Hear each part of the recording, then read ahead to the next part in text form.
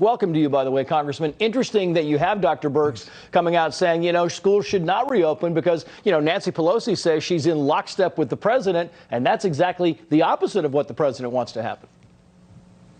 Yeah, Trace, that's a real problem. The number that she used was a 5% positive rate for test rate, and that's really anomalous. It's just pulled out of the air. There's no reason for that.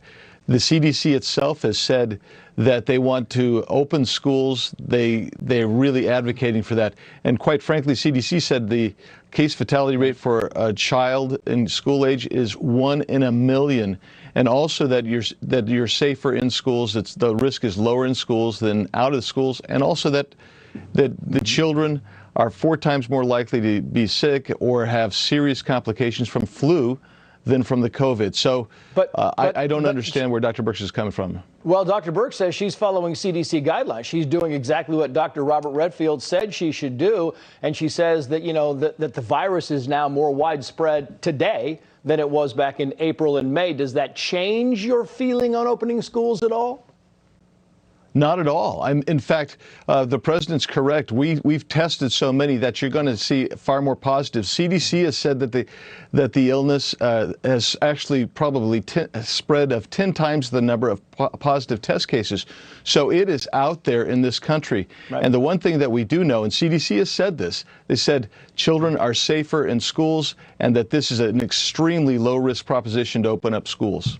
Yeah, I want to move on because we got Arizona Governor Doug Ducey is going to partially reopen, he says, talking about schools for kids in need. And you have the superintendent in Tucson, Arizona, saying that's a very bad idea. Another superintendent says this, and I'm quoting here, I run a high needs district of middle of nowhere, Arizona. We're 90% Hispanic and more than 90% free and reduced lunch.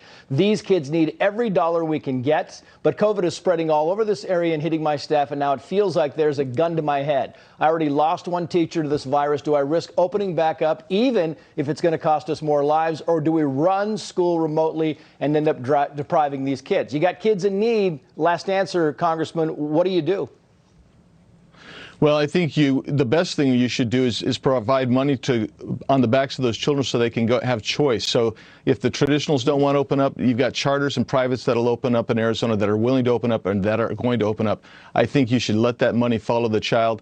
And, this is, again, well, let's mitigate the risk. We can mitigate the risk. Congressman Andy Biggs, thank you, sir. We appreciate it. Thanks, Trace.